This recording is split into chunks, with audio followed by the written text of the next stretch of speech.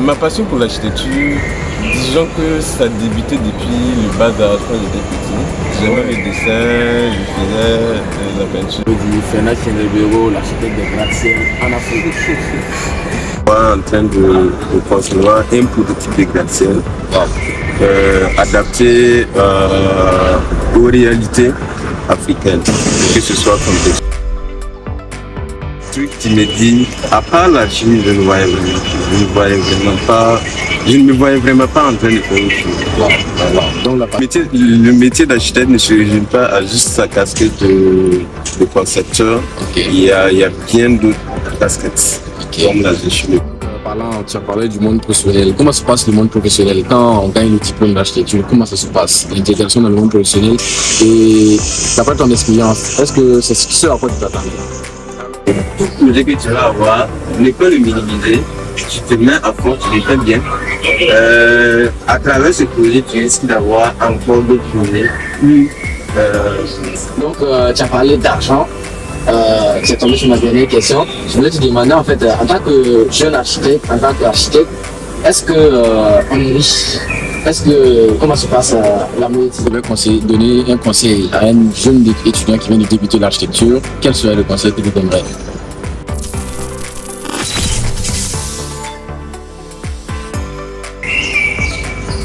Alors bonjour à tous, j'espère que vous allez bien. Aujourd'hui nous recevons une invitée spéciale pour une édition de podcast. Je tiens à signaler que nous sommes à l'aéroport de Qatar actuellement, à Doha plus précisément, et nous allons lancer une édition de podcast avec un invité très spécial, un architecte qui va nous parler de son parcours, du métier d'architecte, quels sont les hauts et les bas de ce métier et comment il s'en sort aujourd'hui en tant qu'architecte, en tant que jeune architecte. Alors avant de commencer, je vais demander à notre invité, Monsieur Fernand, est-ce que vous pouvez vous présenter s'il vous plaît? Alors merci beaucoup pour cette brève introduction. Je suis Fernand Tiendré-Béraud, jeune architecte, diplômé de l'École nationale d'architecture et d'urbanisme de Tunis. Ok, enchanté Monsieur Fernand Tiendré-Béraud. Alors vous êtes jeune architecte. La première question qui me vient à l'esprit, c'est une question basique. Comment avez-vous embrassé l'architecture? Parlez-moi un peu de votre cursus scolaire, quel bac avez-vous fait et comment vous êtes orienté vers l'architecture? Comment s'est passé ce déclic vers l'architecture? Disons que j'ai eu un parcours scolaire qui n'était pas mal du tout depuis l'école primaire jusqu'à maintenant. Parce que, comme pour me jeter des fleurs, mais les camarades qui ont été avec mon courant ont témoigné lorsqu'ils verront cette vidéo, bien sûr. Après, j'ai fait un bac scientifique, un bac C, au lycée provincial de Kourou, en 2019. Ma passion pour l'architecture, disons que ça a débuté depuis le bas âge quand j'étais petit. J'aimais le dessin, je faisais la peinture. Et au fur et à mesure que je grandissais, il y avait en fait cette envie de faire un métier lié à l'art. Après, c'est vrai que l'architecture, il y a ce côté technique. Mais bon, au fur et à mesure de la formation, c'est sympa. Et donc, je me rappelle bien quand j'étais à ma terminale, comme je ne voulais que faire l'architecture, j'ai voulu faire le concours d'entrée à l'école africaine des métiers d'architecture et d'urbanisme. L'idée c'était de m'offrir plus de chances, parce que après ça j'ai postulé à la bourse tunisienne et les deux ont marché. Du coup, j'ai pu m'offrir en fait cette possibilité de ne faire que ce métier d'architecture. Donc, si je comprends bien, dès le bas âge, tu étais déjà passionné par le dessin, tu savais déjà dessiner, donc directement tu t'es taillé pour être un architecte. Exactement. Mais tu disais que tu as fait un bac série C, ce qui est bac mathématiques, option mathématiques et sciences physiques. Mais pourquoi tu t'orientes vers l'architecture, sachant que l'architecture n'est pas une filière purement scientifique? Genre, comment s'est fait ce choix? Vu que tu t'es passionné dès l'enfance, tu savais dès l'enfance que c'est l'architecture que tu voulais faire, mais pourquoi tu t'es orienté vers le bac scientifique, sachant que l'architecture est une filière plus artistique que scientifique? D'accord. Pourquoi avoir choisi de faire le bac C? Disons que la passion ne se limitait pas qu'aux arts. Depuis le collège, même l'école primaire, le collège, les mathématiques, les sciences physiques, c'était, comme on dit souvent, mon truc. J'aimais vraiment très bien ces matières du moins. Et du coup, faire le bac C, je me sentais même plus à l'aise à faire un bac C que de faire un bac B. Du coup, naturellement, je me suis orienté bac C. Donc, comme quoi, peu importe le bac, que tu veux faire bac scientifique, un bac lettres, si tu es vraiment passionné par l'architecture, tu peux vraiment t'en sortir. Donc, moi, j'ai fait un bac C, mais moi, je ne savais pas particulièrement que j'allais aller en architecture. Donc, mais par la suite, étant en école d'architecture, je me suis adapté. Ça va. Ok. Donc, maintenant, comment s'est passé ton parcours en tant qu'étudiant en architecture? Après la bourse, tu me dis que tu as eu la bourse tunisienne. Comment s'est passé le parcours? La première année, comment s'est passé? Est-ce que tu as eu un choc à l'école? Est-ce que ça a été facile? Comment s'est passé? Parlant du concours universitaire, disons que c'est pas facile, surtout depuis le début. Et tout dépendra en fait des profs que tu vas rencontrer. Il y a des profs qui vont te faire aimer la chose depuis le début. Il y a des profs qui vont te faire détester la chose. Mais après, il y a une passion qui tout le temps va t'animer, de sorte à ce que tu restes toujours persévérant, peu importe les difficultés. Et du coup, on n'avait pas le choix. Je ne voulais que faire ça. En fait. Je me rappelle bien que quand j'étais en terminale, je me suis débattu pour que, au moins, le concours d'entrée à l'IAMO, je sois le premier lauréat, pour me donner plus de chance. Et je l'ai fait. Du coup, il y a ce truc qui me dit, à part la chimie, je ne me voyais vraiment pas en train de faire une chose. Donc la passion est là, elle est forte et ça te conduit sur la seule voie. Tu n'as pas envie de dévier, tu n'as pas envie d'aller vers X ou Y, c'est juste Z. Z, peu importe les embûches, on va. Donc peu importe les difficultés, peu importe les obstacles, Fernand qui est de Bégo fonce, il continue de forger sa passion, il continue de suivre sa passion, voilà. Quand vous êtes passionné de quelque chose, vous devez forcément suivre la chose en fait. Et il y a le monde professionnel aussi qui a ses réalités, auxquelles on doit faire forcément face parce qu'on n'a pas le choix. La vie, c'est des challenges. Donc, tu as parlé du monde professionnel. Comment se passe le monde professionnel quand on gagne le diplôme d'architecture? Comment ça se passe, l'intégration dans le monde professionnel? Et d'après ton expérience, est-ce que c'est ce à quoi tu t'attendais? Alors, disons que d'après ma petite expérience, le monde professionnel, c'est carrément tout autre chose. Parce qu'après, on a appris beaucoup de choses à l'école par rapport à la chimie. Et même ça, c'est des trucs, bon, permanemment, il faut faire un renouvellement de connaissances, parlant de connaissances en matière d'architecture. Mais l'école parlons des institutions de l'école. L'école ne nous forme pas, par exemple, sur, je dis n'importe quoi, par exemple, sur comment convaincre un client, comment peut-être rechercher un client. Il y a des skills à développer, dans le leadership. Dans notre formation, bien vrai, on nous apprend à mieux présenter ton projet, à mieux le défendre. Mais il y a toujours ce manque qui est là. Comment est-ce que tu peux entrer en contact avec un client, le convaincre? Comment écouter un client pour traduire ce besoin? Après, il y a des clients qui sont il y a des clients qui ne savent même pas en réalité qu'est-ce qu'ils veulent. Tu es obligé en fait de mieux le comprendre pour traduire les annonces. Et c'est des trucs qu'on n'apprend pas à l'école. Et c'est au fur et à mesure que tu vas pouvoir développer tout ça.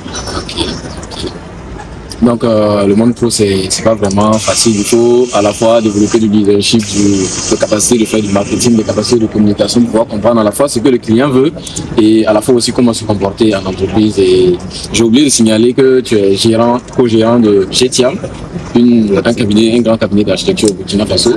Et en parallèle, comment se passent vos travaux à GTIAM là-bas? Alors disons que quotidiennement il y a bon, comme dans la vie quotidienne, l'architecte, il y a des visites de chantier, il y a des réunions à faire, il y a des projets où il y a des collaborateurs avec qui tu travailles, il y a des plannings à faire dans la semaine journalière. Il y a le management aussi, au cas où il y a un chantier, tu es obligé de coordonner, de gérer en fait tout ce qui est différent entre le projet durant la construction et tout. Et du coup, après c'est un métier stressant, il faut savoir, sur moi. Donc, si je comprends bien, à la fois tu dois concevoir, c'est-à-dire tout ce qui est dessin technique, tout ce qui est sur papier, et aussi aller sur le chantier, essayer de gérer les ouvriers, contrôler s'ils effectuent vraiment ce qui est demandé, tout ça en fait, c'est ça? Exact. Okay. Parce que le métier d'architecte ne se résume pas à juste sa casquette de concepteur. Il y a bien d'autres casquettes. comme la gestion de projet, gestion de projet. Ok. En tout cas, c'est très bien de savoir que le monde pro et l'école, c'est pas la même chose et que dès maintenant, nous les étudiants, on doit se préparer, on doit commencer à apprendre les soft skills et les hard skills en termes de communication, en termes de marketing surtout. Là, quand on finit, on pourra quand même essayer de se lancer plus facilement. Ok. Et maintenant, est-ce que je vais revenir un peu côté étudiant? Si tu devais donner un conseil à un jeune étudiant qui vient de débuter l'architecture, quel serait le conseil que tu donnerais? Alors, pour un jeune étudiant qui aspire et qui a débuté ses études en architecture, c'est comme conseil, c'est de vraiment beaucoup apprendre et ne pas se laisser aller avec ce que diront les profs. Bien évidemment, c'est comme j'avais mentionné au début. Il y a des profs ils vont te faire aimer la chose. Il y a des profs qui vont peut-être, je sais pas, c'est voulu, c'est involontaire, oui, ça va pas. De par leurs actes, tu risques de détester. Tu risques toi-même de détester la chose. Et du coup, j'ai vraiment comme conseil, c'est de rester persévérant. S'il est venu en archi, c'est qu'il y a quelque part une passion qui l'a allumé. Donc, il n'a qu'à foncer. Et ne pas tout prendre en compte les critiques qu'on va lui faire, tout ça.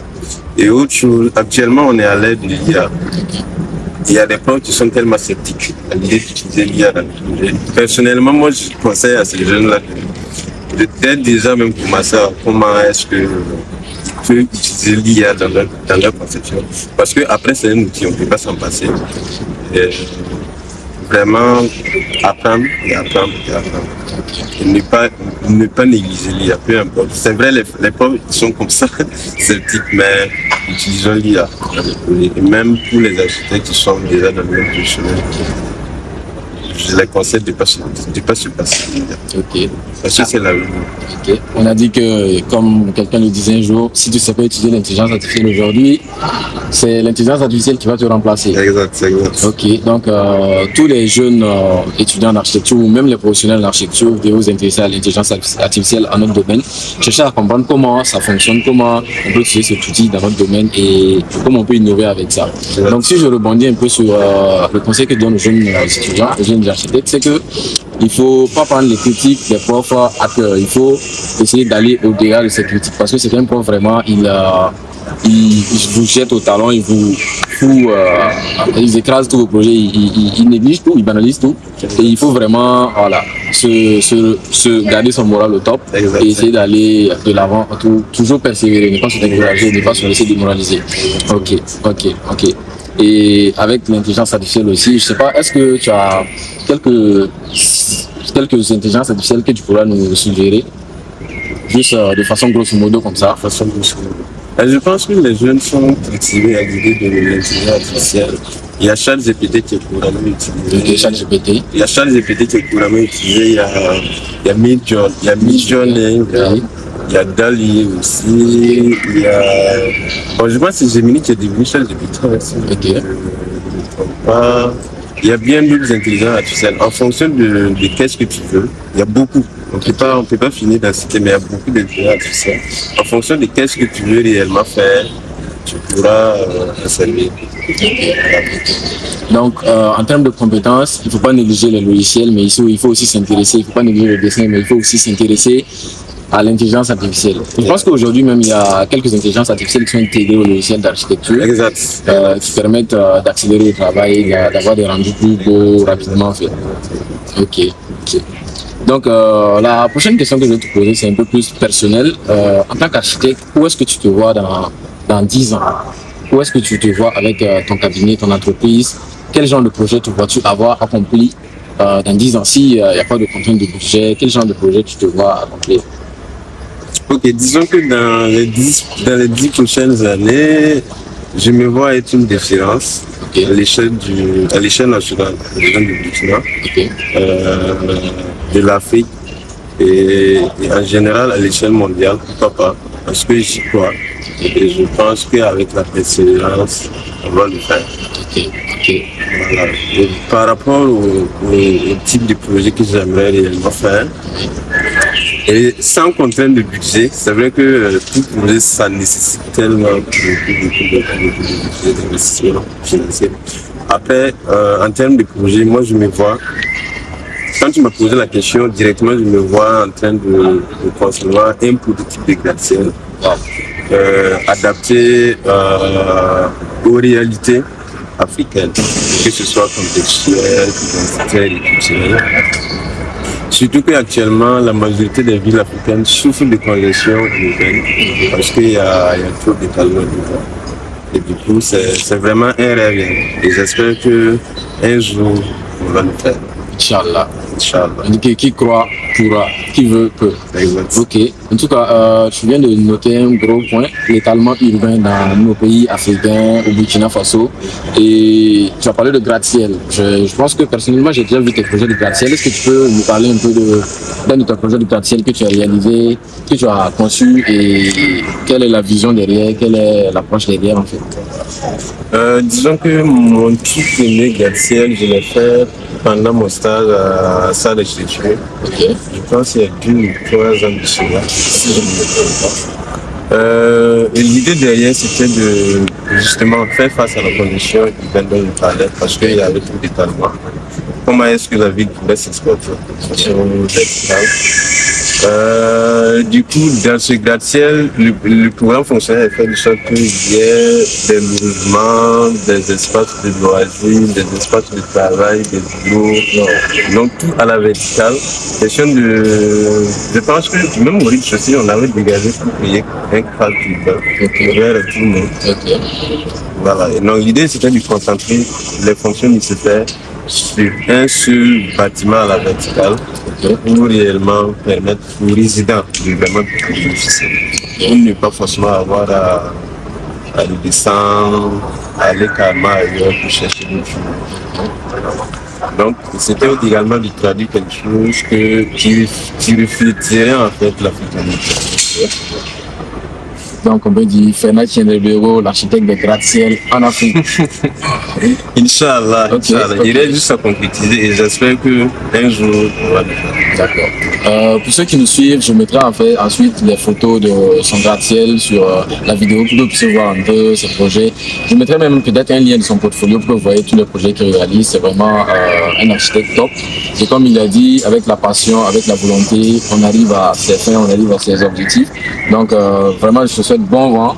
Je souhaite vraiment effectivement dans les 10 ans qu'il y ait plus d'une dizaine de gratte-ciel que je vais conçus avec l'identité africaine, avec la touche africaine et qui résout vraiment cette question d'étalement urbain chez nous. Ça fait plaisir. Donc j'aimerais revenir sur un point, on a parlé d'intelligence artificielle. Maintenant, je disais que l'intelligence artificielle remplaçait, il y a beaucoup qui disent que l'intelligence artificielle va remplacer les designers, les architectes. Qu'est-ce que toi tu en penses? Tu penses que c'est vrai que tu as conseillé d'utiliser ça, mais est-ce que tu penses que l'intelligence artificielle peut un jour remplacer les architectes? À mon avis, ce sera très compliqué que les intelligences artificielles remplacent le métier d'architecte.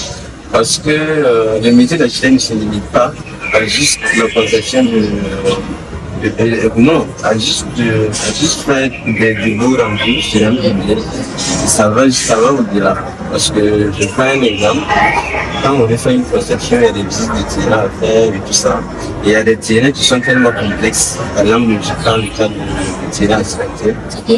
Et ça, par exemple, ça fait partie d'un des paramètres du site. Il y a aussi la climatologie, notamment les caractéristiques environnementales.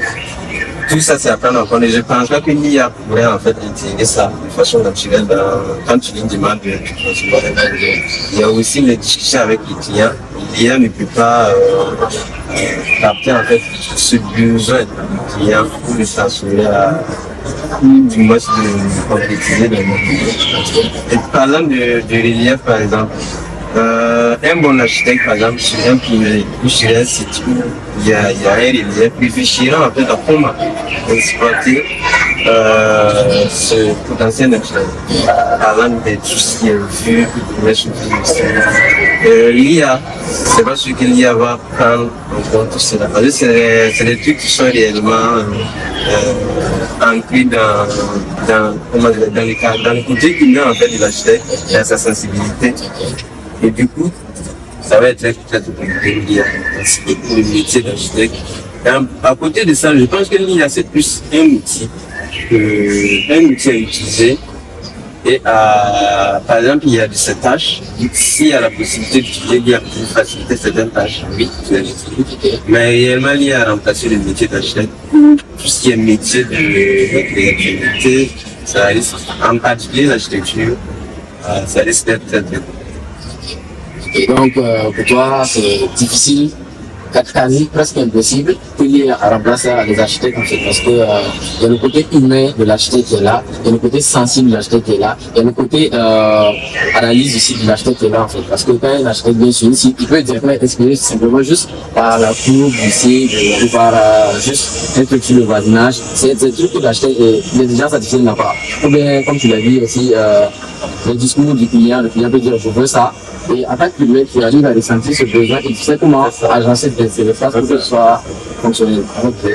Donc, l'IA, comme tu l'as dit, doit être un outil pour les architectes pour gagner en temps, mais pas pour la conception. La conception revient à l'architecte, c'est l'architecte le cerveau de la conception. C'est ça. Après, il y a des IA, juste tu fais une esquisse.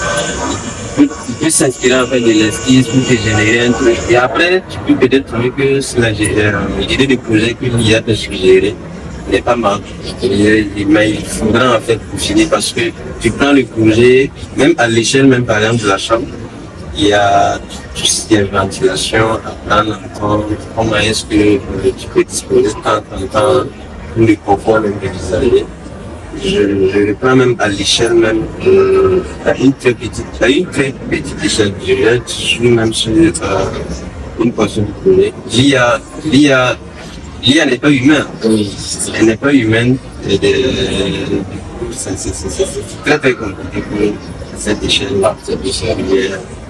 Quand un projet, c'est juste la plus grande échelle de la échelle. Ok. Donc, carrément, on peut dire que l'IA ne peut pas remplacer les architectes. Sauf les architectes qui n'essaient pas de s'adapter et d'utiliser l'IA pour gagner en temps. Parce qu'il y a tellement de travaux, il y a tellement de trucs à rendre qu'on peut utiliser l'IA pour gagner en temps. C'est ça. Ok. Alors, tu as parlé d'innovation et ça nous a pensé à cet aéroport dans lequel nous sommes. Qu'est-ce que tu penses de cet aéroport? Ouais, l'aéroport est magnifique. Avec sa grande structure qui permet je pense que ça, naturellement, ça permet de collectionner l'eau. Oui. De porter l'eau, de stocker, du moins la stocker à quelque part, pour y arroser tout ce qui est plein, pour le noyer. Franchement, c'est magnifique. Après, il y a tu fais le parcours de l'aéroport, tout y a à voir aussi. Il y a tellement de scénographies. On a vu des coins où on dirait qu'ils se sont inspirés de l'architecte Peter Juncker. Ils travaillent plus sur la sensibilité, la matérialité. Vraiment, c'est découvert. C'est vraiment, ils invitent tout le monde. Et j'espère que ceux qui nous écoutent auront la chance un jour de passer par ce magnifique. Et tout ça, par exemple, c'est de l'innovation. Hein. C'est quelqu'un qui a imaginé, qui a rêvé. Et voilà, il a réussi de Moi, ce qui m'a marqué dans cet aéroport, un aéroport, c'est un peu pour voyager, mais je ne m'attendais pas à voir un jardin dans cet aéroport, par exemple. Mais comme tu l'as dit, c'est de l'innovation, c'est pousser au-delà, aller au-delà de la créativité, aller au-delà des lois. Et c'était magnifique comme aéroport aussi, je trouve. C'est plus qu'un lieu de voyage, c'est plus qu'un lieu juste de transit. Ça te fait, voilà, on a fait plus de 10 heures d'escale. Ça ne nous a pas empêché de ne pas voir tout le temps passer parce qu'il y a découvert. C'est très très bien. Et c'est ce qu'on recommande pour nos futurs projets d'architecture, créer vraiment des trucs qui pourront marquer en fait l'esprit des gens une fois qu'ils vivent le projet. Okay. Donc c'est la meilleure approche créée d'une architecture qui donne du ressenti, qui marque l'esprit. Et tu as parlé d'escale, c'est vrai qu'on a oublié de signaler que nous venons du Japon et d'où nous avons visité les bâtiments, l'infrastructure, l'architecture. Qu'est-ce que tu retiens du Japon, de l'architecture japonaise, que tu penses que tu pourrais implémenter dans la suite de tes projets? Alors, disons que l'architecture japonaise, c'est du waouh. Depuis Tokyo jusqu'à l'échelle même bon, disons du village, parce qu'on a eu à visiter des villages. Donc, depuis l'échelle de Tokyo, il y a tous ces gratte-ciel, et même avec le relief, comment est-ce que les architectes ont pu profiter? Au lieu d'aplatir, je vais essayer de s'adapter au relief. Et c'est ça l'architecture. Et parlant de l'IA, c'est parce que l'IA peut prendre tout ce qui est technologie, tel que ça, dans les projets architecturaux. Donc, ils sont posés. Et Tokyo, c'est vraiment magnifique. Donc, tu as parlé d'argent. C'est tombé sur ma dernière question. Je voulais te demander, en fait, en tant que jeune architecte, en tant qu'architecte, est-ce que on est riche? Comment se passe la monétisation? Comment ça se passe? Est-ce qu'on est riche quand on est architecte? Est-ce que M. Fernand Kenedoro est riche? Bon, disons que M. Fernand Kenedoro n'est pas encore riche. Ok. Il est dans le processus. Disons qu'il est dans le processus. Okay. Après, en tant que jeune architecte, disons que c'est compliqué. Je fais beaucoup d'entrées d'argent pour des projets. Mais ça n'empêche que tu restes persévérant. Je pense que si tu restes dans une lancée de faire mieux, d'innover ou de créer des trucs, tu risques de te faire une très grande visibilité. Et parlant d'argent, c'est sûr que d'ici les prochaines années à venir, tu auras à faire beaucoup de projets bien sûr. Et ce que je conseille aussi, c'est comment je vais dire ça, tout projet que tu vas avoir, ne pas le minimiser, tu te mets à fond, tu le fais bien. À travers ce projet, tu risques d'avoir encore d'autres projets plus audacieux et qui pourraient encore te rémunérer encore. Et c'est au fur et à mesure que tu vas te faire des sous. Bon, on est jeunes. Quand tu regardes le monde, franchement, on a besoin d'argent. Là, peut-être pour voyage, il y en a qui sont très passionnés du voyage. Et en tant qu'architecte, je conseille aussi aux jeunes de voyager. Ça permet de découvrir. C'est vrai qu'il y a des soucis d'argent, des contraintes financières, mais si à l'occasion de voyager, chez le monde, vraiment, ça fait. Notre voyage à Tokyo, vraiment, ça a été très inspiré, que ce soit à l'échelle de nos communautés locales, à l'échelle de nos grandes villes universelles. Et vraiment, il y a innover, il y a faire la transformation. Mais parlant d'argent, vraiment, faire de ton mieux pour générer que de bons projets, ça va te créer de la visibilité et ça va encore te donner plus de projets. Donc, pour devenir riche en tant qu'architecte, il ne faut pas saboter un projet. Il faut prendre tous les projets, aussi petits soient-ils, à cœur, à considération et travailler sur ça. Exactement. Il faut innover, il faut ajouter une touche, il ne faut pas aller dans le mimétisme, tu vois, les trucs déjà vus. Il faut toujours essayer d'ajouter une touche personnelle. Et aussi, je conseille aux jeunes architectes et aux architectes de voyager pour découvrir le monde parce que dans le monde, on peut voir vraiment beaucoup de projets inspirants. On peut juste à partir d'un petit projet s'inspirer et construire de grands projets. Ok. Et tout projet, même si c'est à l'échelle d'un simple aménagement, fais-le bien. Okay. Parce que ça facilite à travers ce projet, voilà, à travers ce projet, tu vas te faire en fait. C'est très très très. Okay. Et de laisser sa touche, parce que chaque concepteur a sa touche personnelle qu'il laisse. Okay. Donc, tu laisses ta touche. Ok. Vraiment, merci beaucoup pour toutes ces réponses aux questions. J'aimerais vraiment qu'on discute encore plus longtemps, mais je ne vais pas abuser de ton précieux temps. Merci vraiment pour d'avoir accepté de partager ce podcast avec nous, d'avoir accepté de répondre à mes questions sur l'architecture, de permettre aux jeunes architectes et aux gens qui ne connaissent pas le métier de découvrir un peu comment se passe le métier. Maintenant, pour conclure, je vais te demander peut-être de nous dire ton leitmotiv en architecture ou un terme qui définit un mot, l'architecture pour toi c'est quoi et va clore la séance. Vraiment, encore une fois de plus, merci beaucoup pour ta disponibilité. Merci beaucoup à notre architecte de Graciel et je te laisse la parole pour conclure et dire un mot de fin. Alors, d'abord, merci beaucoup pour cette interview. C'était un réel plaisir de discuter d'architecture. merci encore pour cette occasion. J'ai tout conclu, c'est quoi l'architecture en un mot pour toi, ou bien en une phrase? Alors, en une phrase, disons que l'architecture, c'est une question de... Faire des bâtiments d'architecture, c'est une question de contextualisation. L'idée que l'intelligence artificielle remplacerait les architectes, c'est purement un leurre. Parce que l'architecture, c'est une question d'émotion. Et l'IA n'est pas humaine pour pouvoir générer, créer des émotions dans les bâtiments d'architecture. Donc, adoptons l'IA, utilisons-la dans nos différentes conceptions pour aller de certaines tâches et certaines activités. Pour résumer, en gros, l'architecture en un mot pour toi, c'est la contextualisation et l'émotion. C'est créer des émotions en étant dans le contexte. Merci vraiment beaucoup pour cette définition de l'architecture, pour ce partage de ta vision de l'architecture. Et je vais laisser les liens vers les réseaux de notre architecte Fernand Kinebero, son LinkedIn, son YouTube, il a une chaîne YouTube, vous pouvez visiter. Ceux qui veulent le contacter pour avoir des projets ou juste pour discuter d'architecture, il est très ouvert, il est très ouvert à la discussion. Et comme il a dit, il est un architecte passionné des gratte-ciel et on le souhaite bon vent. Merci beaucoup pour le visionnage. Peace out.